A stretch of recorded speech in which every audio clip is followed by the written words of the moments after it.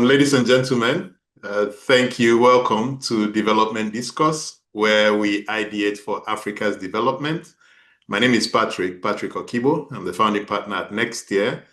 Nextier is a multi-competency advisory firm that's really focused on trying to help to address the complex development challenges we face on the continent in Africa. As global aid flows decline, African nations face a critical turning point, especially in countries that depend to a large extent on these aid to support their budget, or in places where these nations have, really outsourced several of their sectors to aid support.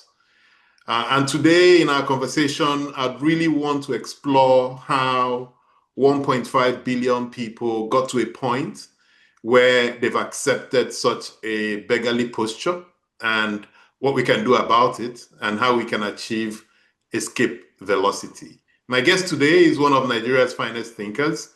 Earlier in his career, he was elected mayor of a municipality in Lagos State, Nigeria, from 2003 to 2007. After that tenure, he spent the next 2 years at the Harvard Kennedy School as a Mason Fellow and also as a research fellow at the Ash Institute for Innovations in Government. He returned to Nigeria and founded Center for Public Policy, which is a public policy think tank, one of the foremost think tanks in Nigeria, and a research organization. From 2017 to 2022, I think, he served as Director General of the Nigeria Institute of Social and Economic Research, Nigeria's premier think tank.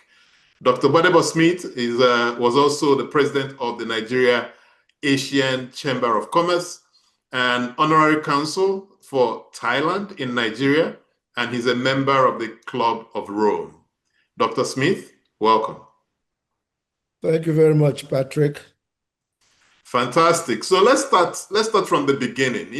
How did we get here as a people? How did we, if Africa is really a cradle of life, and if we had this history behind us, how did we get to a point where if a nation decides to cut off its aid, as Donald Trump has done with US aid, it sets off this massive tremor where it appears that we can't move forward unless we get aid and support from other nations? How did we get to this point? Well, Patrick, you have asked a very difficult question. It's a complex question. There's history involved. There's economics involved, and then there's just the culture of dependence that pervades Africa. In most African countries, in my view, they never quite attained independence, either because the colonials were not willing to let them go, or they were not willing to give up the thinking that the colonials brought to the table. Either way, it has become a case of mutual dependence, and therefore whatever the people who own the system, in quote, whatever they do reverberates through our system here. Yeah. But I can also argue that that's a bit of a cop-out. If we have existed for millennia and the colonialization that you talk about happened for like maybe 100, 200 years, and since then we've had another close to a century to govern ourselves, doesn't agency have a place in this? Shouldn't we be able to say, okay, something happened, but we've now owned this problem for 70, 80 years? Can we still keep pointing back to that incident that if you look at the scope of time we've lived on the continent, it's a bit of a blip? It's a very fine point here. You make, and rightly so, the point that we've existed for millennia, but we've only existed as nations, and that's a key point. We've only existed as nations for, I don't know, 80 years. Yeah. At least. In that same period, most African countries have had repeated traumatic experience with military rule. Even when the military handed over, they handed over to their proxies. You know, the political class in Africa is not a political class that grew up with its own sense of agency. There's a lot of, I hate to go back to the colonial times, path dependence, because the colonials never quite left. They left physically, but they tied up your systems with theirs. You know, to your question about the declining aid actually started at independence. And in those days, it was not the malignant force that it is now. You know, it was meant to help you set up your parliamentary systems and so on and so forth. But very quickly, the military interrupted that process. For better or for worse, we are now stuck on that rail or that road that is leading us to, I don't know where we're going, to be honest. Let me push this, a bit more. So I get the concept of path dependency. Yes. But there's also the concept of agency. There's a concept of we are where we are today. We know it's not good for us, and we have the thinking faculty, we have the energy, we can think ourselves out of the situation we're in. We've seen nations do it. Some of those nations were also at some point colonized, etc. So these do not seem to me to be cogent reasons why we've not been able to address it. I just feel that doesn't answer the question.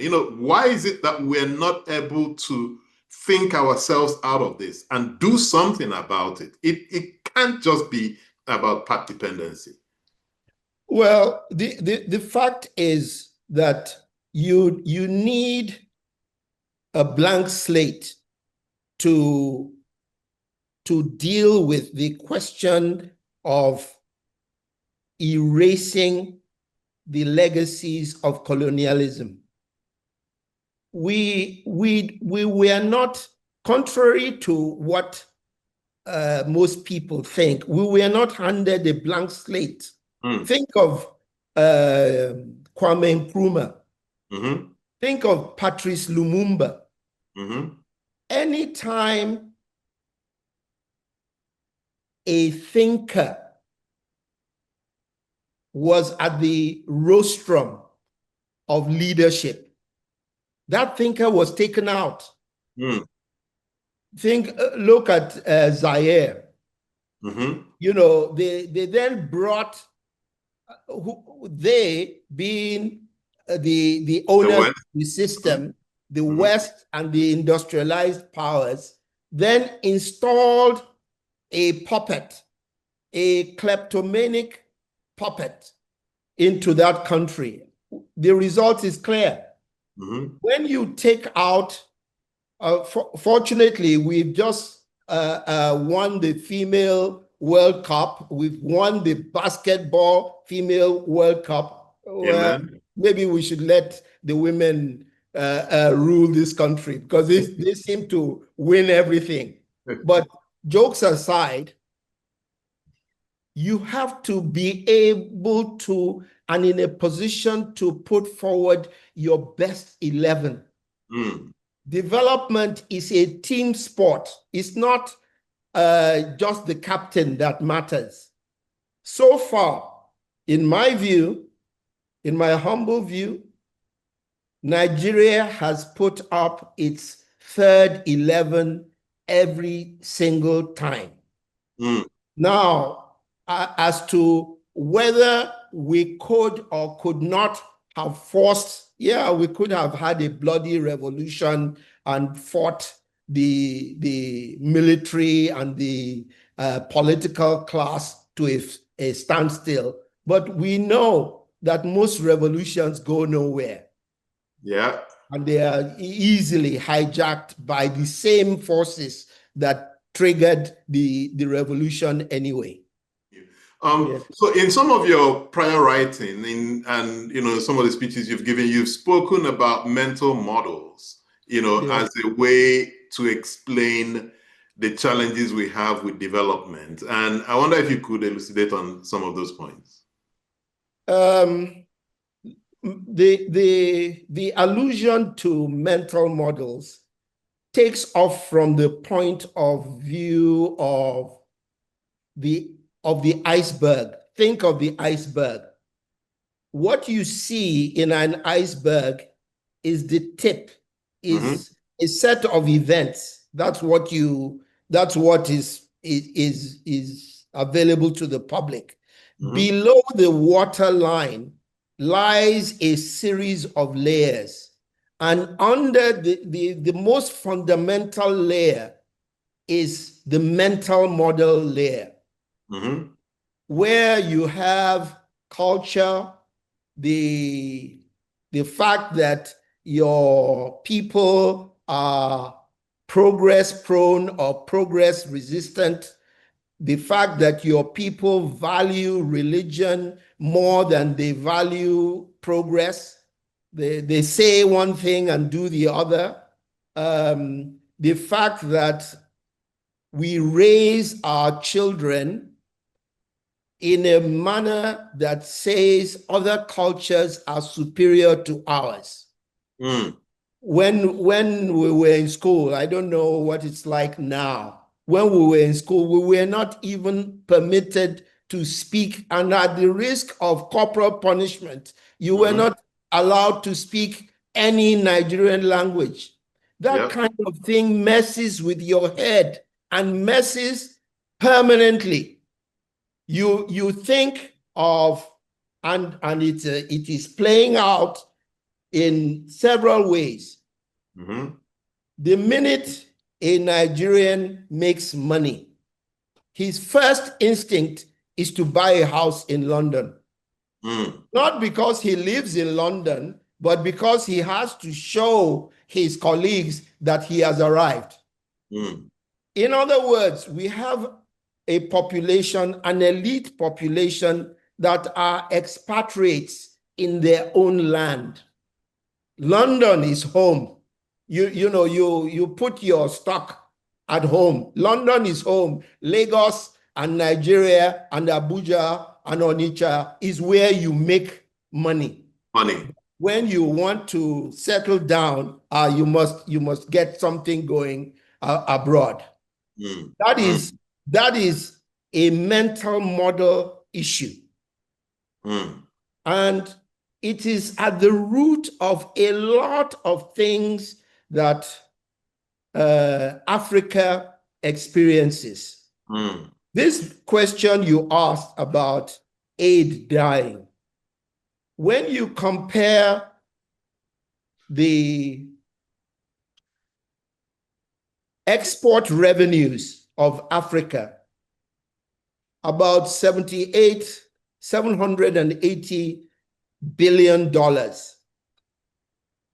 and you compare what the outflows are, capital flight, as in driven by the mental models, you have $585 billion leaving in 2024. Mm-hmm. The net retention with which you are going to develop and improve your own environment is $100 and something billion across the continent. Is it a wonder that we are poor? We are poor by our own making. We are poor by the machinations of external forces. We are poor in ours. Ours is a train that is going towards poverty. And that, by the way, brings me to the second part, the second half of your question, which is escape velocity. Because Correct. the questions around aid flow is, in my view, is a non-question. We are a people given everything. We are wealthy naturally. But along came a party that took away the returns on our investment, continued to harvest it pre-colonial, just took the stuff away. And then post-colonialism has arranged the system such that you are only able to function if you play by their rules. Their rules of the game. Donald Trump has upended many of these rules, but the rules are extractive nonetheless. We, as Africans, hoping to get approval, our mental models drive us in the direction of handing even what we have to these external forces. Patrick, let me give it to you in more ordinary terms. Yes, please. A man came, harvested the kidneys of your children. In return, he gave you a dialysis machine and said to you, this is, I'm being very kind to you. He gave you a dialysis machine. Then in 2025, he takes that dialysis machine back and says, it's America first. Where does that leave you and the fact that you've lost your kidneys? You can no longer even get the benefit of aid, which is your dialysis machine, and now everything has been taken away. So as dark and graphic as the example you've used, I can see a silver lining there, because if we now realize that where the tide is out, we're swimming naked, shouldn't that be the impetus to say it's time to start? No one's going to come in, no chariot is arriving from heaven to help us. We've got to help ourselves. My question, therefore, is, this is not the first time that we've been at this type of level where we know that we've got to do something. What is it that stops us from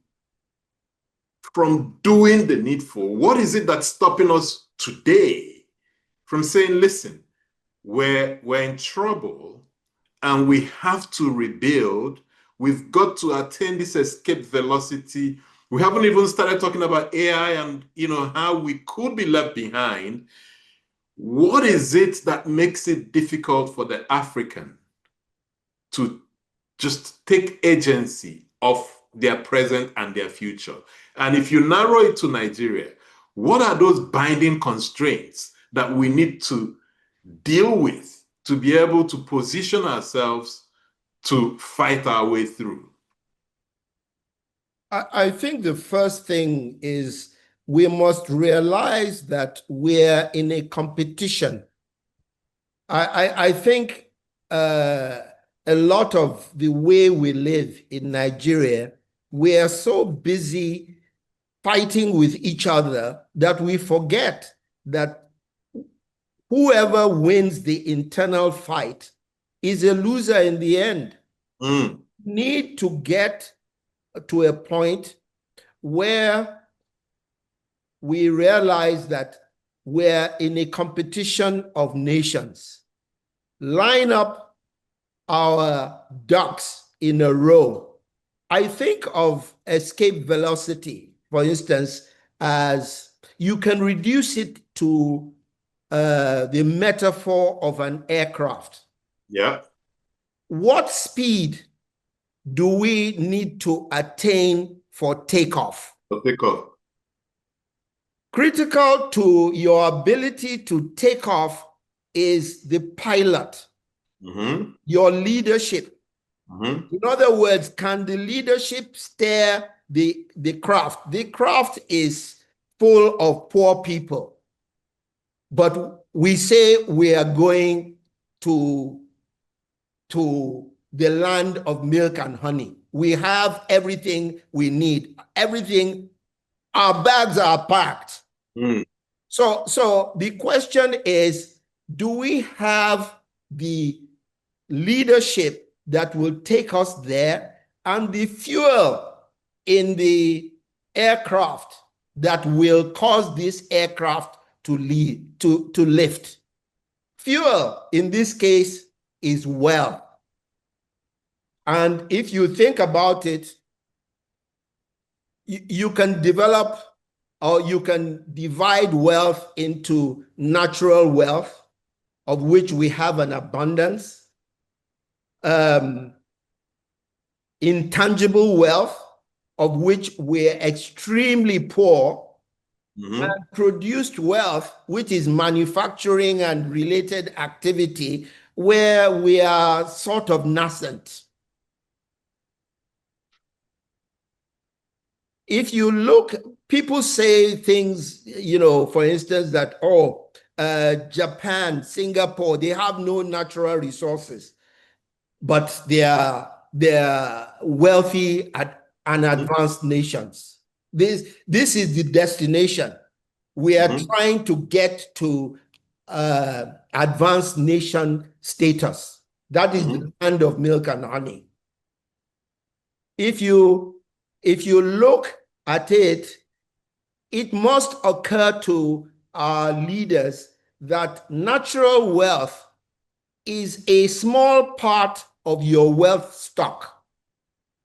At the point of at the destination, natural wealth accounts for maybe 15% of your total wealth stock, in which case you have to admit that we are missing a huge the tank on our aircraft is virtually empty, in spite of having minerals, oil and gas and human beings. Because we don't have what you've called intangible wealth. Yes.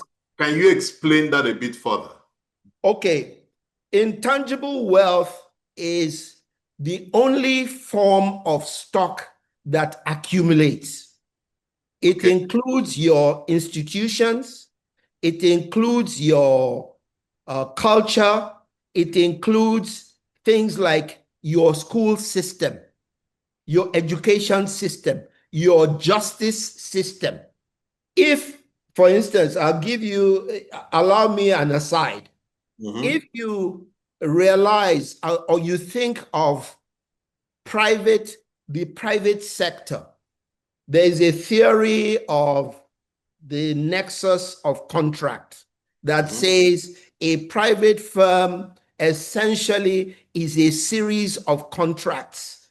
A contract to the supplier, a contract to the demander, a contract to the consumer, and this private firm is just mediating a bunch of contracts. Mm-hmm. When those contracts fail, it is your legal system, your court system that arbitrates the dispute, that resolves the failure. That in itself is a form of wealth. If you don't have it, the fact that we complain that our courts are crooked and corrupt, and our judiciary continues to hand down just judgments that anybody in his right mind questions. Yeah. You are in a negative position when it comes to intangible wealth. And that is 60% of the pie. Mm. The other bit of it is human capital. Okay, so Patrick, you train your kids. They go to school in Nigeria, they become doctors, and everybody attends their graduation. We are very pleased. On the week after, along comes the government of Saudi Arabia and takes that doctor to work in their own system. What has happened? You have been drained of intangible wealth. The multiplier, and it can become as large as 1 to 14. Every dollar you put in training a doctor ends up producing $14 in your GDP. Mm. But somebody came along and collected that and walked away. Mm. Everybody is happy. The young man or young woman has gone to live a better life, is going to remit money home, and so on and so forth. But remittances are not the equivalent of investment capital. It comes with no know-how. It is not attached or associated with any level of multiplier. All it does is to keep Patrick and Folarin in comfort. Mm. That's all it does. Maybe pay our rents and look after the car. So you started dark, now you're darker, so I'm trying to see if we can get to the light. Yeah. And my question is, if we look at the government, right, and if we hope that the government can think through all of these issues that you've raised and figure out an answer, our history with government does not give us any hope that would happen. My question, therefore, is there a scenario where we kind of pack government to the side and we hope that the private sector, civil society, and the rest of us can create some system, some structure that gets us to take off? And that once we start attaining that velocity, then government comes along. Or are we stuck in this pit until we're able to fix government? What are your thoughts? My answer, like every public policy question, is it depends. It depends on the choices we make. Everything from fixing corruption, we can reduce this to numbers. Mm-hmm. It's easy for people, and numbers are agnostic of emotion. Mm-hmm. So let's reduce the problem to numbers. Mm-hmm. We are giving, believe it or not, there are 42,000 doctors of African descent in the US. Exactly. There are 12,000 doctors of African descent. And when you say African descent, you are mostly talking about Nigerians. Nigeria. Mm-hmm. in the US. So along with 20,000 nurses in either country, Patrick, when you do the numbers, what we are saving the UK is nothing short of $10 billion in 2024. Mm-hmm. I'm discounting the element of the multiplier, just straight dollars in terms of what we are saving them in training costs, what we are saving them in the input costs into their own system. In other words, what has the NHS got to do with Nigeria? Mm-hmm. Donald Trump says America first. For us to get to the point where you are going, or to answer your question, we have to develop a Nigeria first mentality. Mm. And it is reflected in our ability to negotiate serious terms with the UK, the US, and the Middle East when it comes to human capital, because these guys are harvesting our investment. If we don't find a way to make them return all or part of this investment, the picture is very dark. Mm. Because the resources that constitute natural capital are finite. Oil will finish one day. Gas will finish one day. If these materials don't finish, technology will overtake and ensure that you get nothing out of, you can give away your oil. It's worthless.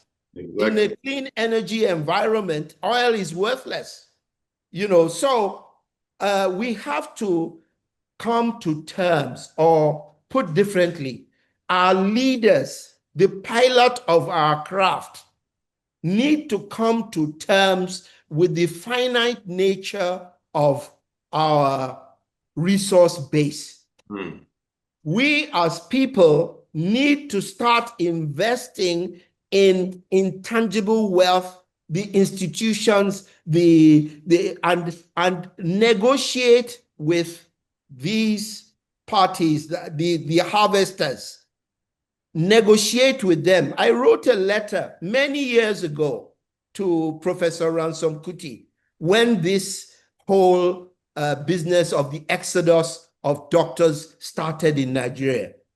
I suggested that we negotiate with the government of Saudi Arabia and ask them to put dollars into our university system. I didn't get a reply. Patrick, these are critical issues when it comes to getting this aircraft of state to take off. Yeah. So I've got just too many questions I want to explore, because here I'm thinking in practical terms, what next? How do we do this? Okay. So if we want to get good leaders, we need good elections, so that we can vote them in, etc. We don't have those. Yes. We don't know when we're going to get those. So I'm thinking, is there another way? Is there another way we do this, where maybe if the private sector could grow to a certain extent, that the government becomes kind of irrelevant, or the government is then forced to respond to all of these activities happening in the private sector? They're being left behind. They'll be forced to respond in one way or the other. I don't put so much hope in the people rising to fight and get the government to do whatever, because I just feel that the people are too hungry, too distracted to be able to do that. And so when I analyze this, I get to a point where I'm not sure what the next move should be. And my question, therefore, is, is there a way we get the private sector to become the lead here, instead of waiting for the political leadership, the public leadership to lead, where the private sector takes over and leads somehow? Is there a model there that you can see? I struggle with the idea that in a government-led economy, the private sector can drive the system. Because, like it or not, there is a quiet competition between the private sector and the public sector. Our public sector has suffered over the years some degree of capture.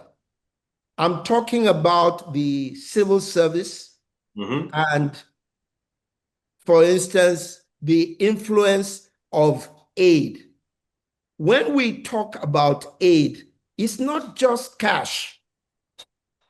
We're talking about instruments that open your system to the dictates of foreign parties who may not mean well for you. Or, put differently, their intentions are self-serving.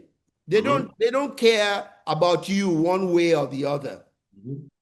What they want is for you to continue to serve their systems.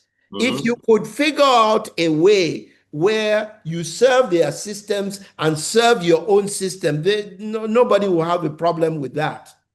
But this is not the prevailing model of international development.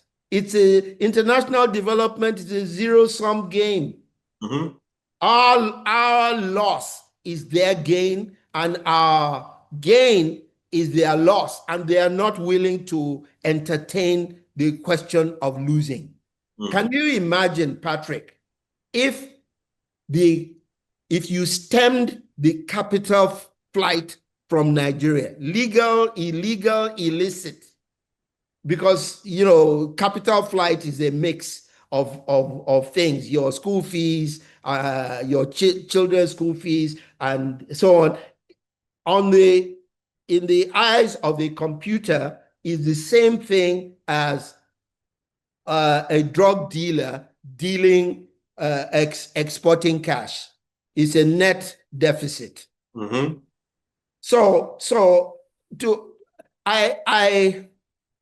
It would be a dream, more like an illusion, to think that we can, in spite of government, make progress. Government is the gatekeeper in every African country. Okay. Our only hope is to elect people into government that are knowledgeable and conscious about issues of development. It appears to me that we may be saying the same thing when it comes to aid. And the idea here is that we need African solutions to African problems. And part of our problem is that we're not thinking through our challenges. We're taking medication for something that the diagnosis might be wrong. How do we get Africans to start thinking deeply about their challenges? And this brings me to probably your work at NISER, and how much NISER's work kind of fed into programs, policies that government engaged. And if you can talk me through that whole world of knowledge impacting government. Well, first of all, I don't like the term African solutions or homegrown solutions. I prefer common sense solutions, because there's nothing African about the destination or the aircraft. We have adopted the Western model of progress. We are on a quest to go from third world to first. So let's leave the questions. Let's play by the rules of this game, this particular game. African countries suffer from, go back to the issue of mental models. Our education system is not fit for purpose. There is no critical thinking built into our education system. Ours is a rote-based system where we memorize and pass exams. This model is dead, by the way. Patrick, this model is dead. AI killed rote. It does not matter how much you have in your head. Access to your computer will make all that irrelevant. If we are in a world where what we know is no longer relevant, then we have to rethink the entire educational system and begin to emphasize critical thinking. This is not new. Everybody talks about critical thinking, except when they are required to do it in their own homes. So you tell Ade, why can't you be more like your brother who is well behaved? That question is a deadly question because it creates for Ade the idea that conformity is the requirement to progress. So Ade begins to behave like his brother without thinking. When women go out to parties and weddings, they are comfortable in looking alike. Ashwebi, but there is a deadly side, there's a dark side to that culture. It's all about conformity. And conformity will not get us there because we are on the wrong track. This path dependence, we are on the wrong path. We were left with an administrative state. What we need is a developmental state. The minister is not a subject matter expert. The permanent secretary is not a subject matter. Who in the system is aware and pushing for development? Nobody. Is there? So when we were pushing from NISER, the value of what we offered was of very limited value to the policymakers because your typical policymaker in Nigeria cannot relate with research, cutting edge ideas. So, and the value you put on research is reflected in the budget of the research agency. Patrick, I kid you not. NISER's budget was 1/10 the budget of the Institute of Arabic Studies. Wow. What the hell are we doing with Arabic studies? How does Arabic studies get our craft to lift off? That is the question. And NISER is supposed to be Nigeria's premier think tank. I was shocked. I was shocked as to how little NISER got. You know, it's not just NISER, the university system, the secondary school system, it's all in the mix. Why do you think that is? Why do you think it's difficult for people in government to place priority where priority should be, to see that you need to fund your think tanks, you need to fund your thinking people to help think you out of where you are? This cannot be difficult. I mean, you understand it, I understand it. Why is it difficult for the people who put together the budget, for the people who reviewed it, for the people who signed off on it, to understand this basic, and this has nothing to do with, many of the issues that, I think it doesn't have anything to do with many of the issues that we're talking about. It's just plain common sense. How plain common sense is not seeping through? But Patrick, it's actually connected in a system. You don't try to separate what is the cause. There is no cause. There is just the system. There is the complex. We're talking complexity science. Now, the fact that you have corruption breeds the fact that the wrong people are principals of your secondary schools, breeds the fact that your graduates, we have a live case with WAEC results right now. We can't set exams. Yeah, you can't. You almost can do nothing because this complex of events, the interaction of parties and their methods and corruption produces an inertia.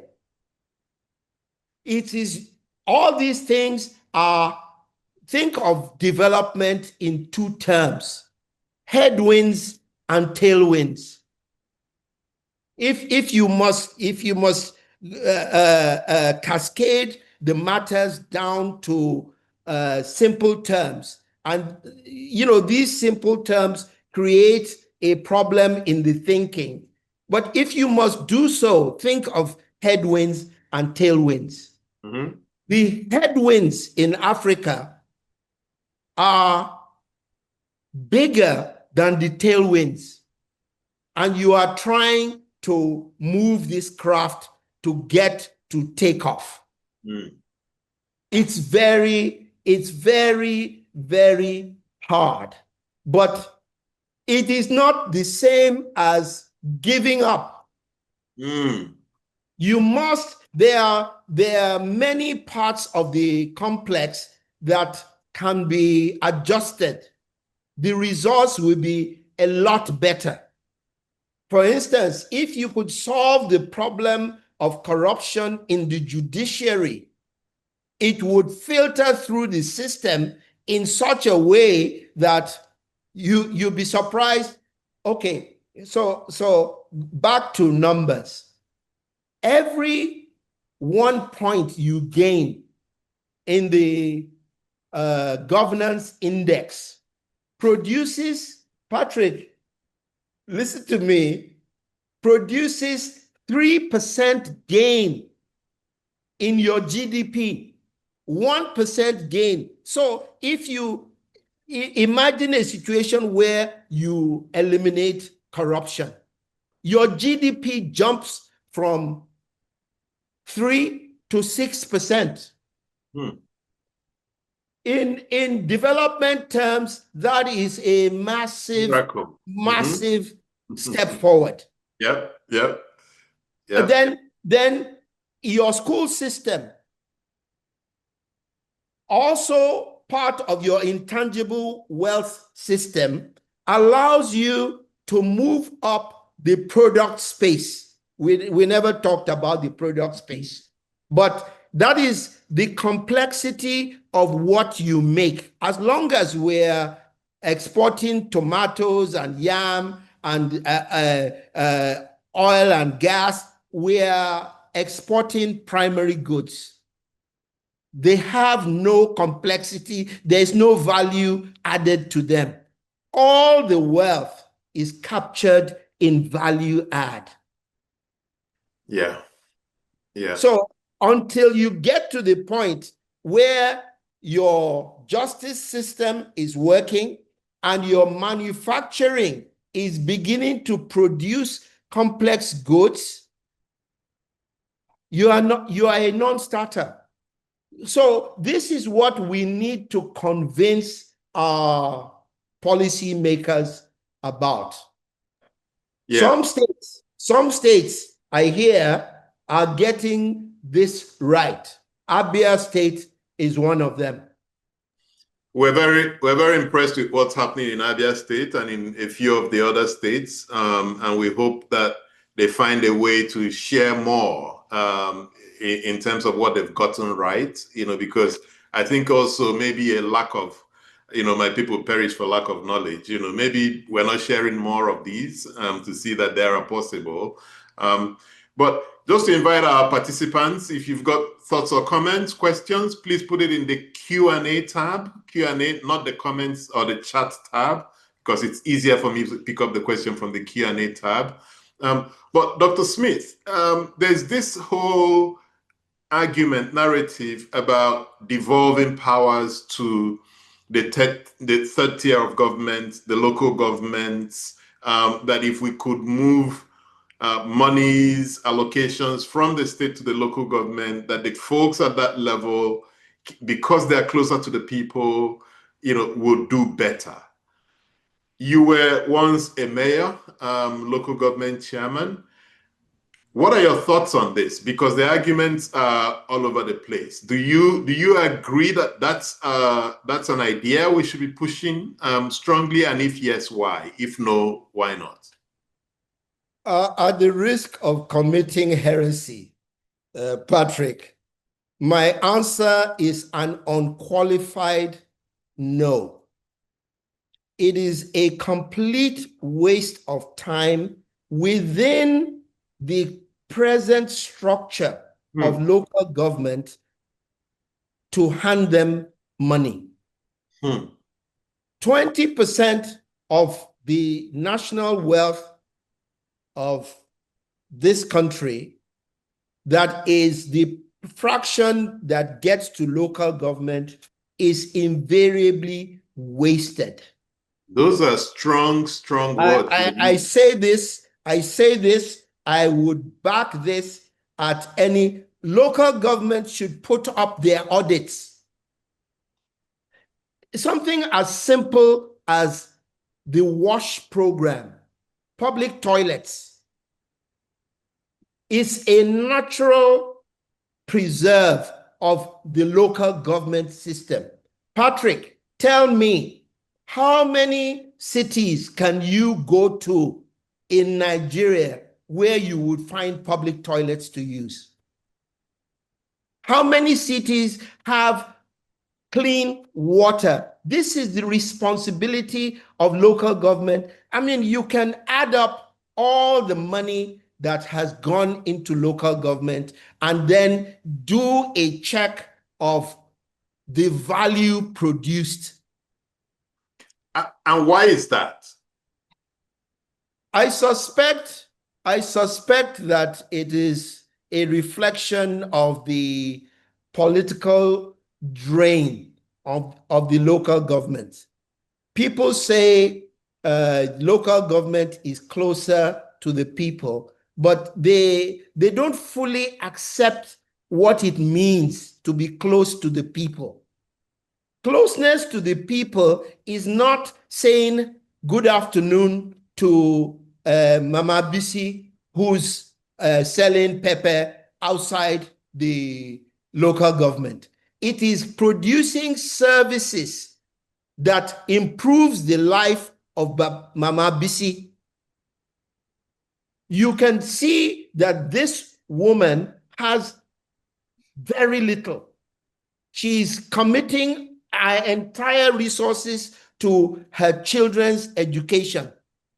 How much is the local government contributing to education? What services? I ask, and it was a contentious issue when I was in local government. What services can you come to the local government as a citizen to ask for? Can you buy wire forms at the local government? Can you pay for utilities at the local government? Can you obtain tax forms at the local government? The answer is no. So I'm saying the question is not whether or not to give money to local government. It's the entire envelope within which local government functions. I think, and this is a personal view, that local government should be part of a state government structure. People can say, well, what are the state governments doing? Well, the answer cannot be for local governments to be on their own answering to or deriving money from the federal government and answering to the state House of Assembly. The arrangement lacks coherence.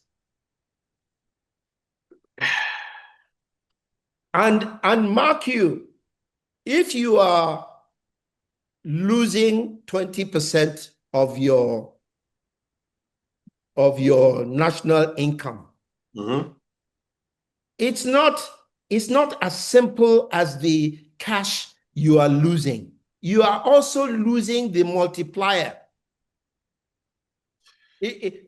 Back to our discussion on what the British government, whether they are giving us aid or not.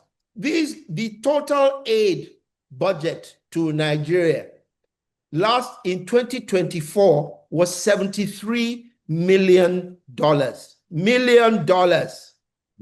The total outflows in capital flight from Nigeria alone was in excess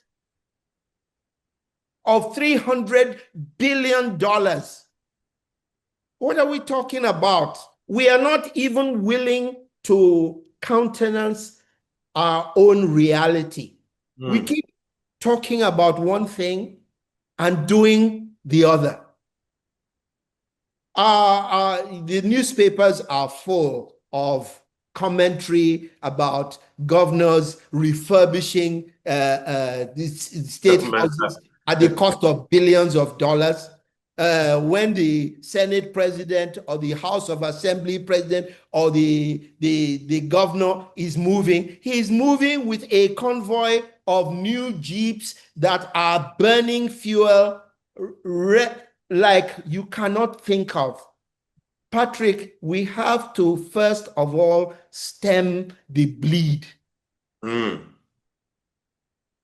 We can't, there is no way to look at this without adjusting our structures to stem the bleed on ostentatious living, unnecessary expense. You know, I don't know.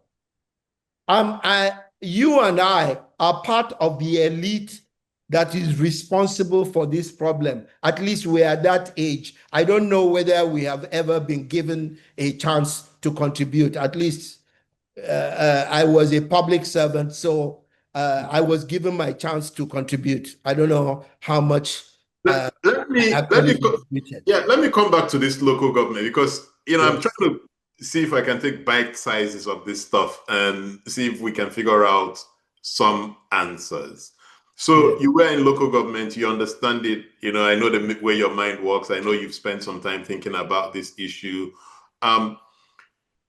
If you can outline for us 2-3 reasons why local governments don't work, and then maybe what we can do to fix them, something that's a bit practical. That, again, I'm assuming someone is listening to this stuff and really wants to get stuff done.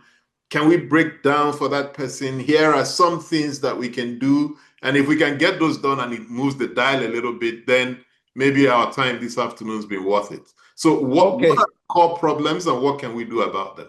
Okay, let's start with the core problems. We need to put a floor on the level of education that can go into local governments. You cannot have secondary people with a secondary school education as legislators. They're not doing anything there. You cannot have the reporting system is a problem. Local government reports to the State House of Assembly, but gets its money from the federal at source. It gets its money at source. And then local government has got to reposition itself as a service provider. So let's go to the service provision end. Every local government, all 774 plus the development areas that some local governments have been divided into, has got to commit to service provision. In other words, as a citizen, whatever I need, local government should be my first port of call. If I need JAMB forms, I should be able to buy it at the local government. If I have a health challenge, I should be able to go to the primary health care facility. That is improving. Under this administration, there is a major improvement in the standard of care in primary health care institutions. Yes, the minister is going to... Yes, local government has got to be more aware of their environment, and the governors and the heads of state have got to demand from local governments a destination, the standard. What is it? Key performance indicators. They have to come to a point where the local government chairman says, I'm going to build 20 local governments a year, 20 public toilets a year. 10 for women, 10 for men. I am going to fix, and that local government chairman is held to that specific promise. It cannot be that you give money to a party and the party has full discretion to spend the money. You must approve, the either public, some supervision is required of local. If we can do this, Patrick, the grassroots that local government claims to serve will be in a celebratory mode. And so what do we do about human capital? Because here in the past we've argued, people like you and I, technocrats, should try and run local governments, but if you get there and the quality of the people is not up to scratch, how do you address that? In the past, what some of the local government chairmen have done is to rely on these development agencies to fund for people to come work with them. Do you have some thoughts on how someone who's listening now and wants to go, make their vocation fixing the local governments can address that big elephant in the room of just having people who've been fed into the system, maybe because they're related to some politician or the other, not qualified to be in those roles? You can't sack them either. Any thoughts on how to solve that particular problem? First of all, the idea that local governments can rely on development agencies is an illusion. There is very little coming from that sector directly into development. Your write-up on the banner for this talked about Dambisa Moyo's aid. If you look into the aid budget, you realize that only 10 to 11% actually hits the ground in any community. The rest of it is spent on salaries for contractors and managers and so on that don't do anything for the people. Mm-hmm. This is a very involved question. You have asked the question, how do you make sure, Mm-hmm. yes, that the human capital is, the governor could put a floor and say you can only be a local government chairman if you have graduate qualifications, or councillor in a local government. The state itself could put more effort into upgrading the thinking within local government. And if that becomes difficult, then just hand them performance indicators. Sign performance contracts with local government chairmen and enforce them. Mm. So I have a question from Elizabeth. By the way, Patrick, just before I left, the present president was very good at something when he was governor in this state. I was local government chairman under him. Mm-hmm. He would demand that you tell him your plans in advance. And then the first lady had a program of monitoring performance of local government chairmen or local governments as a whole. That idea has largely disappeared, and it was very potent in terms of developing local governments. But carry on. You wanted to maybe in 1 minute. What was the thinking? That the current president Asiwaju Bola Ahmed Tinubu, but then as governor, what was the thinking behind creating development authorities or development areas out of local governments? I think, and he presented the idea that local governments, as they were present, as they were structured, are not at the level where they can see the detail of the problem. You can't continue to outsource the problem. At some point, somebody has to deal with the last mile. Mm-hmm. The pothole on the road, the local governments were considered too large to be effective. But that was his thinking. Okay. Now, so there's a question from an Elizabeth Onifade that brings us back to this local government discussion, but her question is, so we can change things in Nigeria, so we had a national anthem, we've changed it back to the old one, etc., etc. We're seeing now that, or you're saying that the local governments are quite wasteful. Her question is, should we be thinking of merging state governments, because they are wasteful as well? Should we be thinking of merging the state governments into regional governments?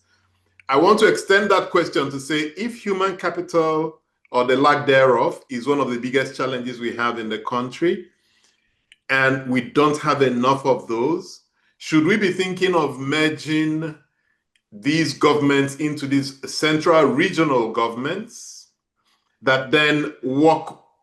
You use that same structure to cascade down to the states and cascade to the local governments, and ensure that, and then hold them accountable for certain deliverables? Or is this another pie in the sky idea? There's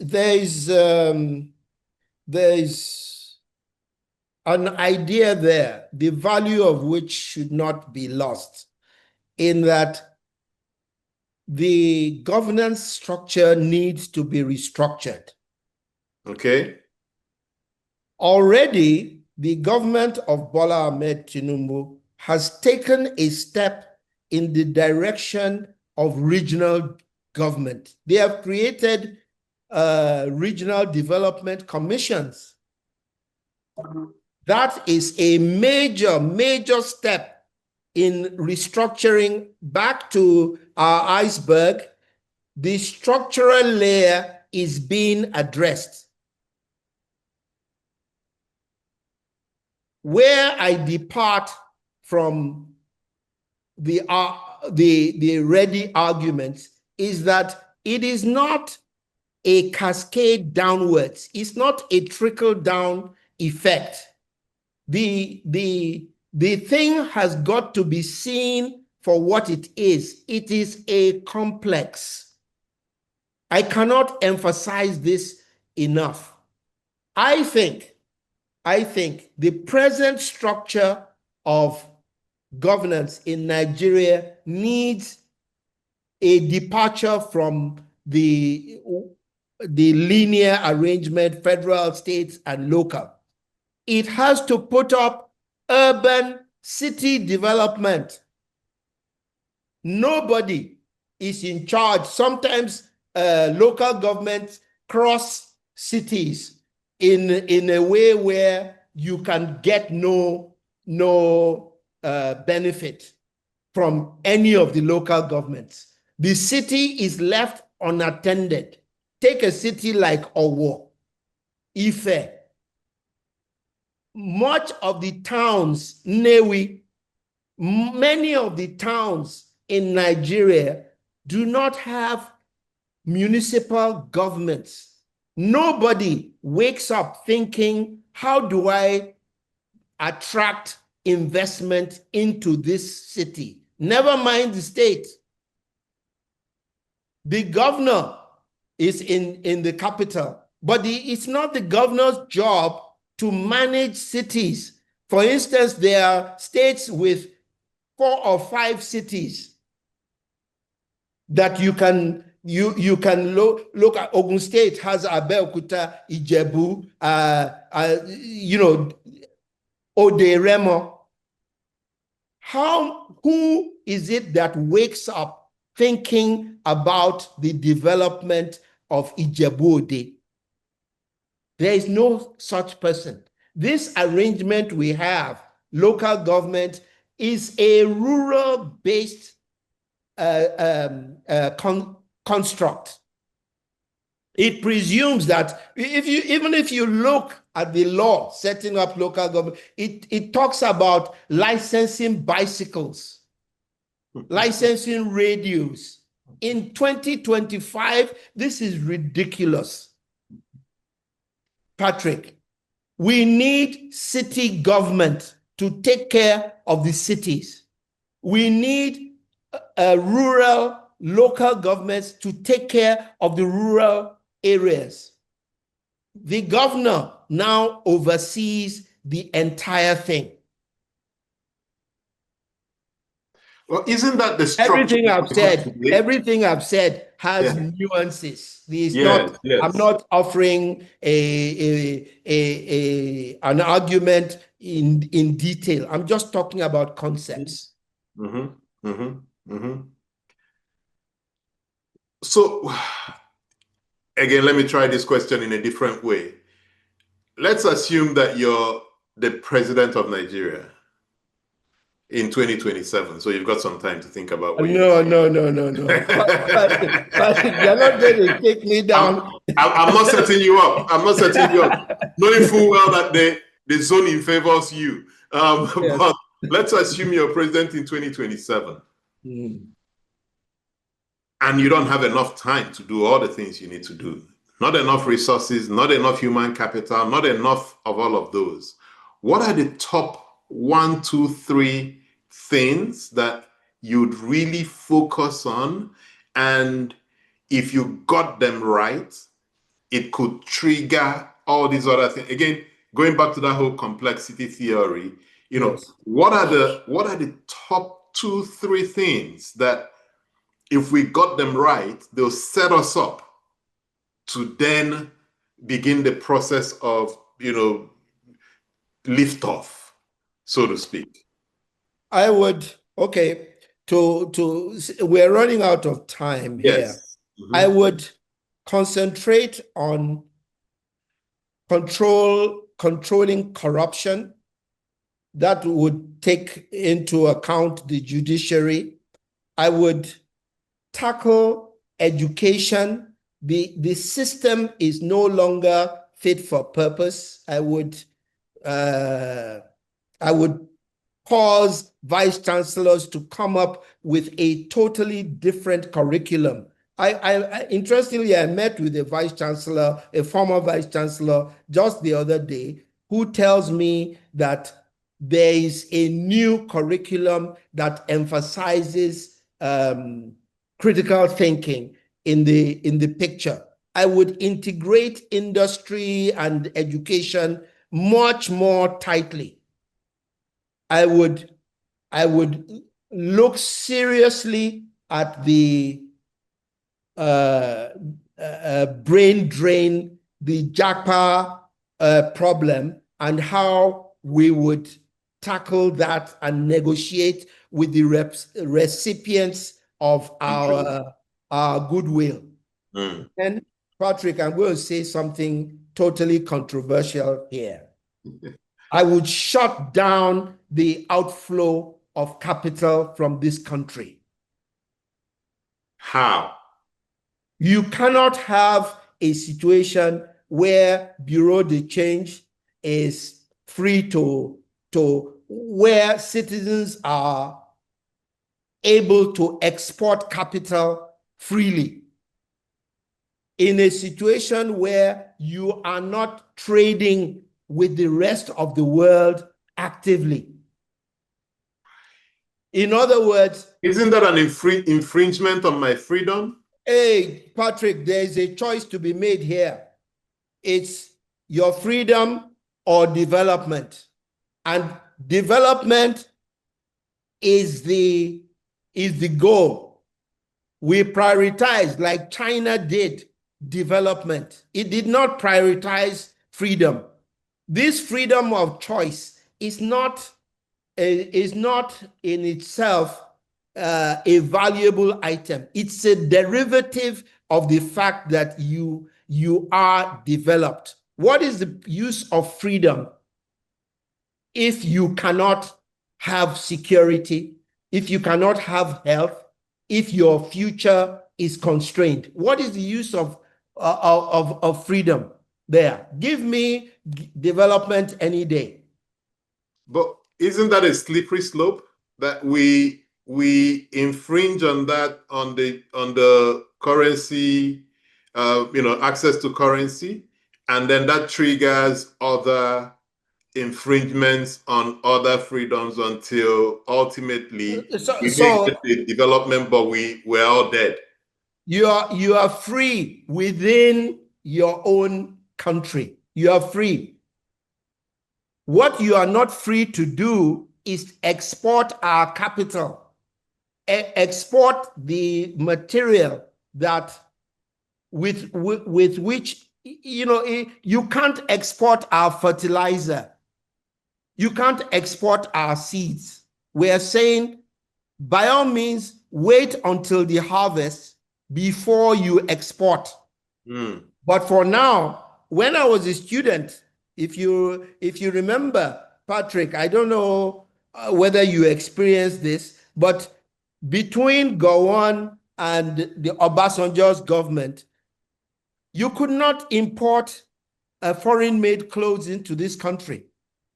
We did not die, and today I find that I'm more comfortable in my Ankara shirt than I am in something made from Savile Row. And you're not taking a dig at me at all. No. Patrick, I admire your suit. I admire your suit and tie.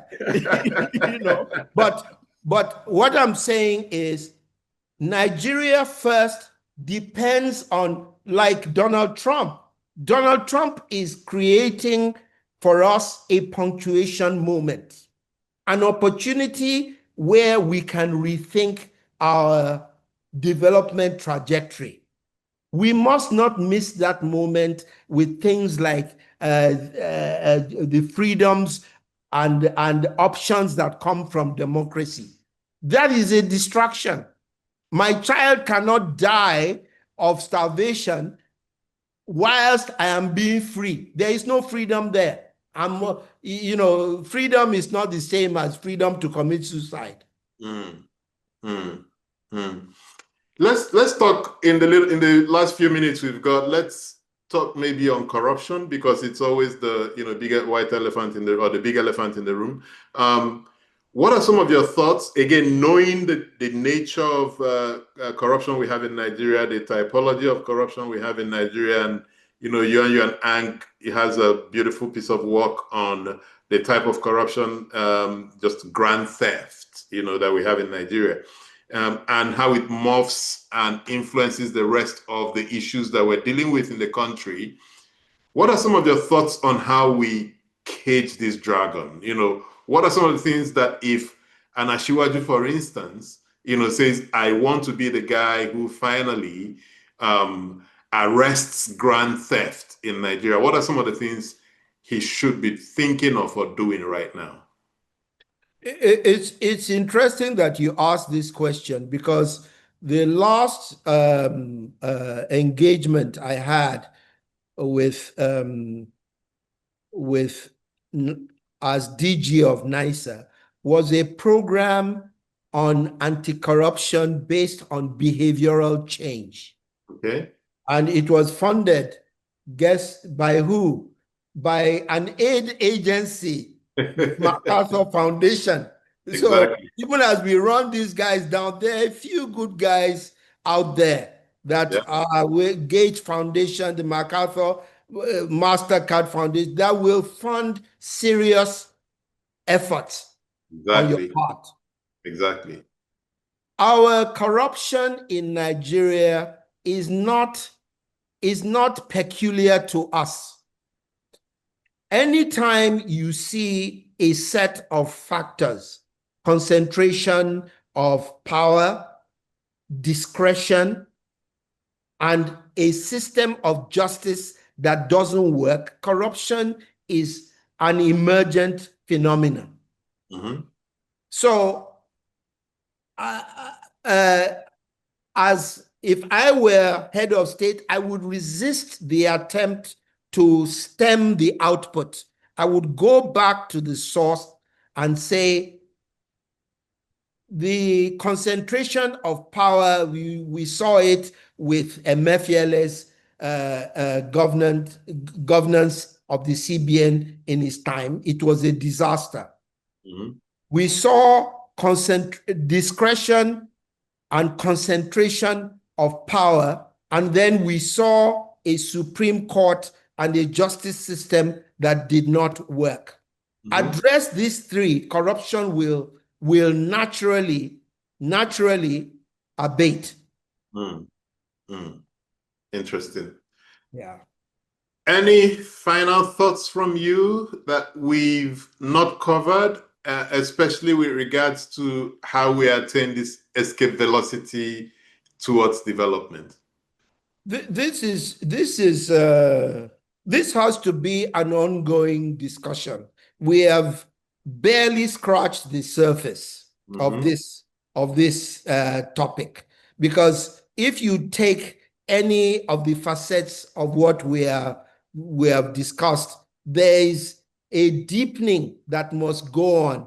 Then we have to be able to transmit whatever we think about to the policy-making community. In other words, what is the strategic communications that come off this kind of discussion? It cannot be Patrick and Folarin just chatting. Yeah. Yeah, and some of it, just to circle that those dots, is that readouts of these discussions are sent to people who we feel should be aware of what is being discussed, and then we keep engaging with them and hope that it's almost like evangelism, that you reach them with pragmatic thoughts that they can implement, and it helps them, helps their career in one way or the other. And just hope that we find enough willing parties to try some of these ideas. Not easy, but we're committed to it, and we we keep pushing. I have a final thought, and this has to do with the African Union. Okay. There is a body that monitors the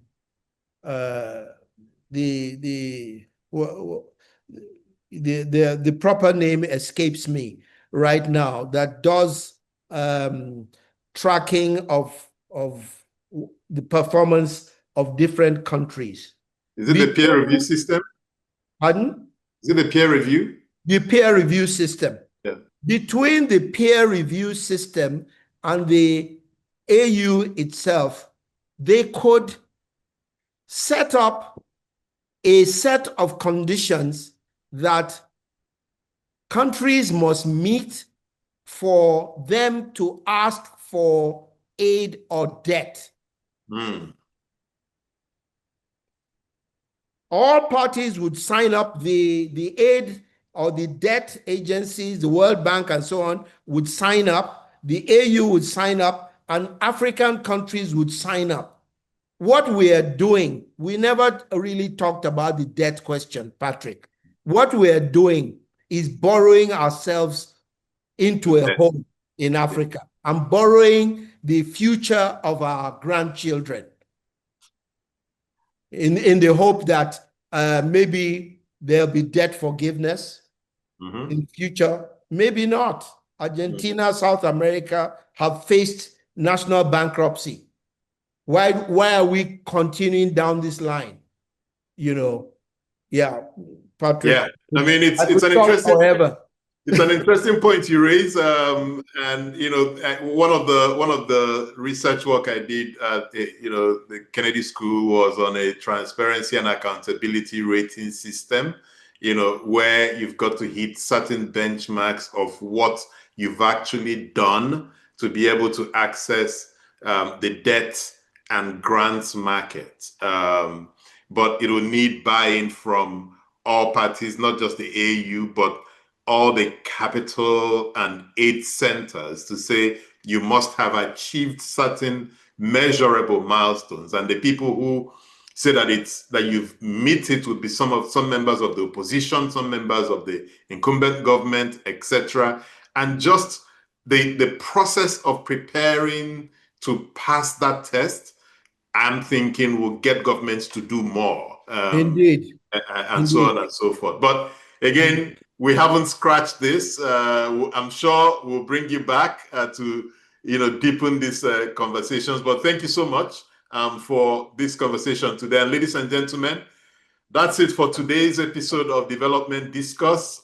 Big ideas, important questions, real conversations. Until next time, I'm Patrick Okigbo, and let's keep building that society that we want to live in. Thank you so much. Thank you, Folarin.